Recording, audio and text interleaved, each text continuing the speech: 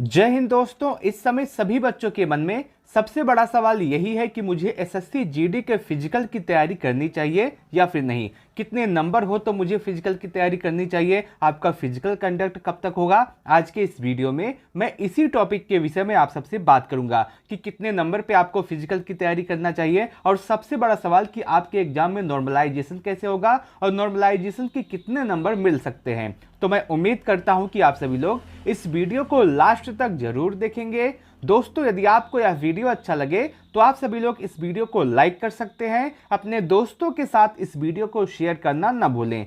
जैसा कि आप सबको पता होगा, इस बार एसएससी जीडी में 26,146 पदों पे आपकी वैकेंसी आई है, जिसके लिए 47,45,501 बच्चों ने आवेदन किया है। ये जो आंकड़ा है ये 2024 का आंकड़ा है। इससे पहले जो दो वैकेंसी और आई है एसएससी जीडी की, एक पहली आपकी 2021 वाली और दूसरी आपकी 2022 वाली। अगर हम इसको एनालिसिस करें तो 2021 में 27,271 पदों पे आपकी वैकेंसी आई थी, जिसके लिए 71,74,580 बच्चों ने आवेदन किया था। आवेदन इतना ज्यादा इसलिए था क्योंकि कोविड के बाद ये वैकेंसी आई थी और उस समय सभी बच्चे किसी न किसी वैकेंसी का इंतजार कर रहे थे। जब एसएससी जीडी वाली वैकेंसी आई तो सभी बच्चे इसमें आवेदन किए और अपना एग्जाम दिए। वहीं इसके बाद 2022 में आपकी एक वैकेंसी आई थी जिसमें पदों की संख्या आपकी बहुत ही अच्छी खासी थी। 50,187 पदों पर आपकी पूरी वैकेंसी आई थी, जिसके लिए 54,15,938 बच्चों ने आवेदन किया था। अगर हम बात करें 2024 में, इस बार पदों की संख्या भी बहुत ज्यादा कम है और उसके साथ साथ आवेदन भी बहुत कम हुए हैं। अगर मैं बात करूं आपके एग्जाम की प्रोसेस की, जो एसएससी जीडी का एग्जाम है, इसमें पहले आपका एग्जाम होता है जो कि कंडक्ट कराया जा चुका है। उसके बाद आपका फिजिकल होगा, फिजिकल के बाद आपका मेडिकल होगा, मेडिकल के बाद एक फाइनल रिजल्ट आएगा जिसमें आपका फाइनल कट ऑफ पता चलेगा। तो आपका एग्जाम समाप्त हो गया है। अब एक कट ऑफ आएगा जो कि आपका फिजिकल का कट ऑफ होगा। फिजिकल आपका कंडक्ट कराया जाएगा। जो बच्चे फिजिकल में पास होंगे उनका मेडिकल होगा, और मेडिकल होने के बाद एक फाइनल रिजल्ट आएगा जिसमें जो कि फाइनल होगा और जिसका कट ऑफ सबसे ज्यादा महत्वपूर्ण होता है। अगर हम देखें, फिजिकल के कट ऑफ से भी कोई मतलब नहीं है और उसके साथ साथ मेडिकल से भी लगभग बहुत सारे बच्चे पास हो जाते हैं, लेकिन जो फाइनल कट ऑफ होता है यही बताता है कि आपका सिलेक्शन होगा या फिर नहीं होगा। आज की इस वीडियो में मैं फाइनल कट ऑफ का भी बात करूंगा, फिजिकल की तो बात करूंगा ही करूंगा। अगर हम देखें आपका जो एग्जाम हुआ है, ये सबसे बड़ी बात इसमें इस बार एग्जाम में जो थोड़े से संशोधन किए गए हैं उसकी वजह से बच्चों को बहुत ज़्यादा दिक्कत हुई है। जैसे आपके एग्जाम में जो नेगेटिव मार्किंग था उसको इस बार 1/8 कर दिया गया। ऐसा करने की जानकारी बहुत सारे बच्चों की नहीं थी। जो बच्चे इसकी तैयारी बहुत ही ध्यानपूर्वक कर रहे थे उनको ही इस बात की जानकारी थी। हालांकि बहुत सारे बच्चे ऐसे हैं जो एग्जाम सेंटर से निकलने के बाद यही कह रहे थे कि मुझे पता ही नहीं था कि 1/8 की निगेटिव मार्किंग हो गई है, और 1/8 की निगेटिव मार्किंग की होने की वजह से आपके कट ऑफ पर भी इसका प्रभाव पड़ेगा, जो कि अभी मैं आगे आपसे बात करूंगा। अगर मैं पेपर के लेवल की बात करूं, जो कि आपका एसएससी जीडी 2024 का हुआ था, तो इसका जो पेपर है ये आपका नॉर्मल टू मॉडरेट आया था। ना ही बहुत ज्यादा इजी था, ना ही बहुत ज्यादा हार्ड आया था। देखिए, कोई भी एग्जाम हो जिसमें 60 मिनट में 80 प्रश्न हल करने हो, वो इजी नहीं रहता है, क्योंकि इसमें टाइम मैनेजमेंट सबसे बड़ी समस्या हो जाती है। जो बच्चा सही से अपने टाइम को मैनेज करेगा वही इस वैकेंसी में अपनी सफलता को सुनिश्चित कर सकता है। जो बच्चा समय को सही से मैनेज नहीं कर पाएगा वो उसके बहुत सारे प्रश्न छूट भी गए होंगे। आपने देखा होगा जब एनालिसिस कराया जा रहा था तो उसमें बहुत सारे बच्चे ऐसे थे जो कह रहे थे कि मैंने अपने सभी क्वेश्चन देख भी नहीं पाया, मेरे बहुत सारे क्वेश्चन छूट गए हैं। वो इसीलिए हुआ क्योंकि उन्होंने टाइम मैनेजमेंट सही से नहीं किया। और वो बच्चा जो लगातार प्रैक्टिस सेट लगाया होगा उसकी टाइम बहुत ही ज़्यादा अच्छी थी और वो सभी प्रश्न को देखा है, सभी प्रश्नों को हल करके आया है। तो इस एग्जाम में सबसे बड़ी दिक्कत यही है टाइम मैनेजमेंट की। जो बच्चा सही से टाइम मैनेज किया है उसका स्कोर अच्छा ही होने वाला है। दूसरा, इस बार का जो पेपर था ये आपका बहुत ज़्यादा इजी नहीं, बहुत ज़्यादा हार्ड नहीं था। इजी टू मॉडरेट था, हार्ड नहीं था। लेकिन अगर हम सेक्शन वाइज बात करें तो हिंदी जो था, हिंदी आपका इजी आया था। सभी बच्चे, जितने भी बच्चे हैं, लगभग सबका 17, 18, 19 सही हो रहा है। जो सिलेक्शन लेने वाला है मैं उसकी बात कर रहा हूं। वही जो आपका मैथ आया था, इसमें भी जो बच्चों का एवरेज स्कोर बन रहा है वो भी आपका 17 से 18 के आसपास बन रहा है। मैं ये नहीं कहता कि सभी बच्चों का स्कोर इतना है। कुछ बच्चे होंगे जिनका स्कोर 18, 19, 20 भी होगा, और कुछ बच्चे ऐसे होंगे जिनका स्कोर 14, 15, 16 भी होगा। तो ये एवरेज स्कोर की मैं बात कर रहा हूं। उसके बाद आपका रीजनिंग आता है। रीजनिंग में भी जो बच्चों का एवरेज स्कोर बन रहा है वो आपका 17 से 18 के आसपास बन रहा है। और जीके जीएस एक ऐसा टॉपिक है जितने सभी बच्चों को परेशान किया है। जीके जीएस में कुछ बच्चे कहते हुए मिलेंगे आपको कि मेरा 10 के आसपास सही हो सकता है, कुछ बच्चे आपको कहेंगे कि मेरा 12 के आसपास सही हो सकता है, कुछ बच्चे कहेंगे कि मेरा 15 के आसपास सही हो सकता है। 15 से प्लस अभी तक किसी ने नहीं बताया कि मेरा 15 से ज़्यादा सही होगा। तो आप यहाँ मान के चल सकते हैं कि जो जीके जीएस में एवरेज स्कोर है वो आपका 12 से 13 के या फिर 14 के आसपास बन रहा है।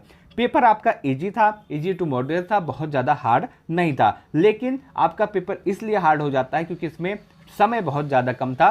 60 मिनट में जब 80 प्रश्न करने हो तो उसमें आपका पेपर इजी नहीं कहा जाता। और आपकी जो एग्जाम में नेगेटिव मार्किंग इस बार 1/8 की हुई है, इसकी वजह से बहुत सारे बच्चों ने अपने ज़्यादा अटेम्प्ट किया। अब भाई देखिए, जब आप 5 प्रश्न को अटेम्प्ट करेंगे, देखिए 5 प्रश्न को अटेम्प्ट करेंगे, मान लीजिए एक आपका गलत हो जाता है, 4 सही होता है, तब भी इसका फायदा ही आपको मिलेगा। यहाँ तक कि आपके 5 के 5 गलत हो जाते हैं, ऐसे चांस बहुत ही कम है, बहुत ही कम ऐसे चांस होते हैं कि आपने 5 अटेम्प्ट किया, 5 आपके गलत हो गए। बहुत ज़्यादा किस्मत खराब होती है तब ये ऐसा होता है। तो ऐसे में अगर आपने अटेम्प्ट किया होगा, जितना ज़्यादा अटेम्प्ट किया होगा, आपने 10 अटेम्प्ट किया होगा, तो चांस यही है कि 10 में से 2 से 3 आपके सही हो जाते हैं। अगर 2 से 3 सही हो जाता है 10 अटेम्प्ट से, तो इसमें आपका फायदा होगा, इसमें आपका नुकसान कोई नहीं होगा। तो जब नुकसान नहीं होगा तो आपका कट ऑफ पे प्रभाव पड़ेगा और इसकी वजह से आपका कट ऑफ थोड़ा सा हाई जा सकता है। अब बात करें कट ऑफ के विषय में कि कितना स्कोर हो तो आपको फिजिकल की तैयारी करनी चाहिए और कितने नंबर पे आपका फाइनल सिलेक्शन हो सकता है।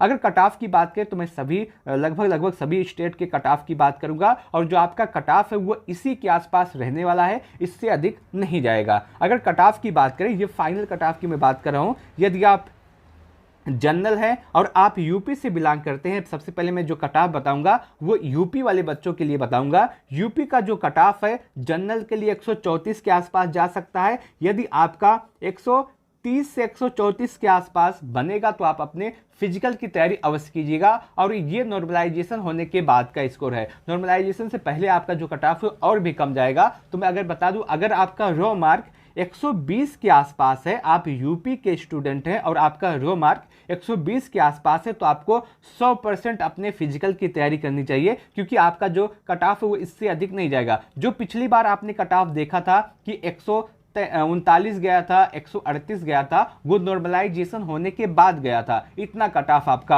वो भी आपका एसएसएफ का कट ऑफ 139 138 के आसपास गया था। तो नॉर्मलाइजेशन होने के बाद अगर आप देखें तो नॉर्मलाइजेशन में भी आपको आराम से 18 से 20 नंबर का नॉर्मलाइजेशन में फायदा मिला था। तो मैं अभी से आपसे कहना चाहता हूं कि यदि आपका इस रो मार्क 120 के आसपास है और आप किसी भी स्टेट से, किसी भी कैटेगरी से बिलोंग करते हैं, तो आपको फिजिकल की तैयारी अवश्य करनी चाहिए। आपका फिजिकल के लिए अवश्य बुलाया जाएगा। वहीं फाइनल सिलेक्शन की बात करें तो यदि आप यूपी के बच्चे हैं और आप जनरल है और आपका स्कोर 134 से लेकर के 138 के आसपास है, तो आपका फाइनल सिलेक्शन हो जाएगा। यदि आप ईडब्ल्यूएस है और आपका स्कोर 133 से लेकर के 136 के आसपास है, तो आपका फाइनल सिलेक्शन हो जाएगा। यदि आप ओबीसी हैं, आपका भी स्कोर 133 से लेकर के 136 के आसपास है, तो आपका फाइनल सिलेक्शन हो जाएगा। यदि आप एससी हैं और आपका स्कोर 123 से लेकर के 126 के आसपास है, तो आपका फाइनल सिलेक्शन हो जाएगा।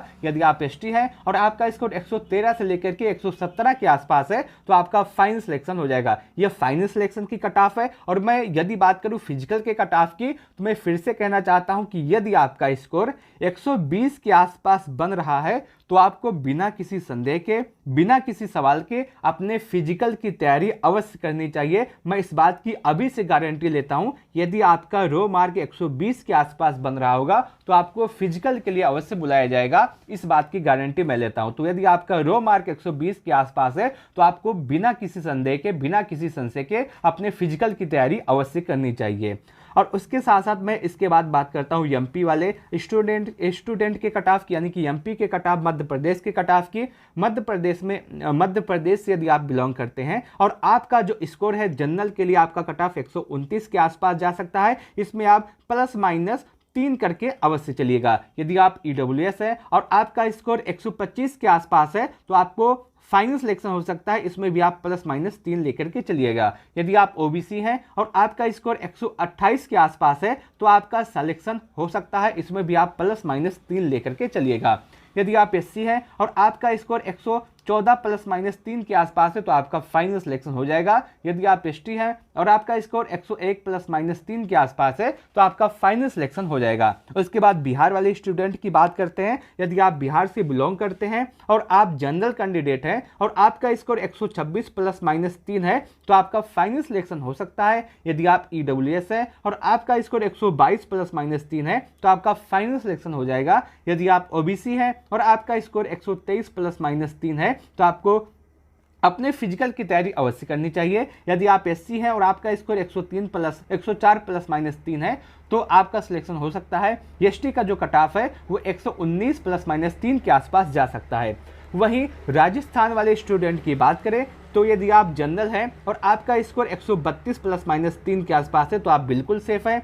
यदि आप ईडब्ल्यूएस हैं और आपका स्कोर 125 प्लस माइनस 3 है तो आप बिल्कुल सेफ हैं। यदि आप ओबीसी हैं और आपका स्कोर 131 प्लस माइनस 3 है तो आप बिल्कुल सेफ हैं। यदि आप एससी हैं और आपका स्कोर 116 प्लस माइनस 3 है तो आप बिल्कुल सेफ रहने वाले हैं। वहीं यदि आप एसटी हैं और आपका स्कोर 118 प्लस माइनस 3 है तो आप बिल्कुल सेफ हैं। वहीं झारखंड वाले स्टूडेंट की बात करें तो यदि आप जनरल हैं और आपका स्कोर 116 प्लस माइनस 3 के आसपास है तो आप बिल्कुल सेफ हैं। यदि आप जनरल है और आपका स्कोर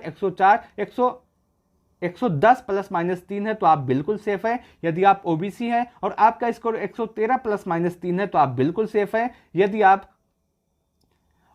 एससी के स्टूडेंट हैं और आपका स्कोर लगभग 90 के आसपास है और 90 प्लस माइनस 3 है तो आप बिल्कुल सेफ है। वहीं यदि आप एसटी हैं और आपका भी स्कोर 90 के आसपास है तो आप बिल्कुल सेफ रहने वाले हैं झारखंड से। वहीं अब छत्तीसगढ़ के कट ऑफ की बात करते हैं।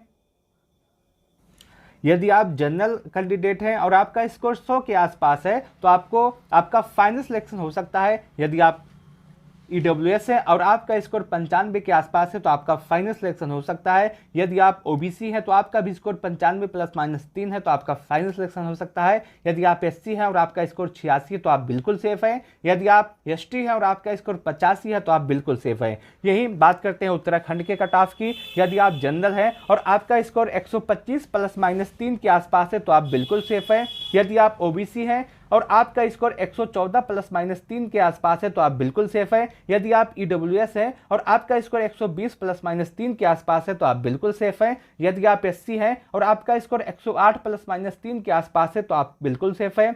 यदि आप एसटी है और आपका स्कोर 105 प्लस माइनस 3 के आसपास है तो आप बिल्कुल सेफ हैं। वहीं दिल्ली वाले स्टूडेंट की बात करते हैं। यदि आप जनरल हैं और आपका स्कोर 122 प्लस माइनस 3 है तो आप सेफ हैं। यदि आप ईडब्ल्यूएस है और आपका स्कोर 114 प्लस माइनस 3 है तो आप बिल्कुल सेफ है। यदि आप ओबीसी हैं और आपका स्कोर 118 प्लस माइनस 3 है तो आप बिल्कुल सेफ है। यदि आप एससी हैं और आपका स्कोर 105 प्लस माइनस 3 है तो आप बिल्कुल सेफ है। यदि आप एसटी हैं और आपका स्कोर 98 प्लस माइनस 3 है तो आप बिल्कुल सेफ है। आपका जो कट ऑफ है इसी के आसपास जा सकता है, इससे ज़्यादा नहीं जाएगा। और इसी के आसपास यदि आपका स्कोर है तो आपको अपने फिजिकल की तैयारी अवश्य करनी चाहिए। और मैं यहाँ तक कहूँगा कि अगर आप यूपी से बिलोंग करते हैं या फिर कोई जहाँ पे हाई कट ऑफ जाता है वहाँ से आप बिलोंग करते हैं तो आपका स्कोर अगर 120 के आसपास रो मार्क बन रहा है तो आपको फिजिकल की तैयारी अवश्य करनी चाहिए। मैं आपको फिर से बता दूं, आप किसी भी स्टेट के स्टूडेंट हो, किसी भी कैटेगरी के स्टूडेंट हो और आपका यदि स्कोर रो मार्क जो 120 के आसपास बन रहा है तो आपको फिजिकल की तैयारी अवश्य करनी चाहिए, क्योंकि अभी आपके एग्जाम में नॉर्मलाइजेशन होने वाला है। पिछली बार जो आपने कट ऑफ देखा था कि आपका कट ऑफ 138 गया है, 139 गया है, वो आपका नॉर्मलाइजेशन के बाद का कट ऑफ था। और पिछली बार जो नॉर्मलाइजेशन हुआ था वो 18 से 20 नंबर, यहां तक कि बहुत सारे बच्चों को 22 से 25 नंबर का भी नॉर्मलाइजेशन मिला था। और ये यदि आपका रो मार्क 120 के आसपास है तो आप किसी भी स्टेट के स्टूडेंट हैं, किसी भी कैटेगरी के स्टूडेंट हैं, आपको अपने फिजिकल की तैयारी अवश्य करनी चाहिए। मैं अभी से लिख के देता हूं, सिग्नेचर करके देता हूं कि आपको फिजिकल के लिए अवश्य बुलाया जाएगा यदि आपका स्कोर 120 के आसपास है रो मार्क।